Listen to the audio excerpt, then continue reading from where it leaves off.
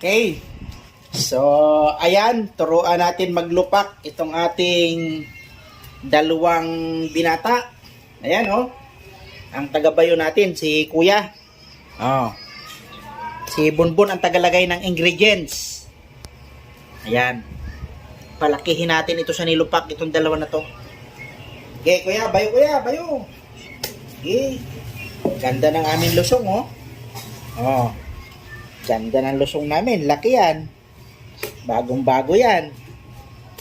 Oh. Pogi-pogi ang lusong namin. Parang itong dalawa kong binata. O, tingin nga dito. Oh, pogi, oh. Bonbon, tingin nga dito. Oh. Pogi. Okay.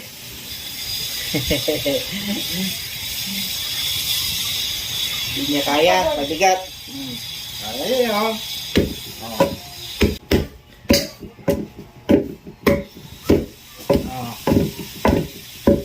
Masaripin talaga namin ito. Itong aming kwan, lupak, may gatas pa yan.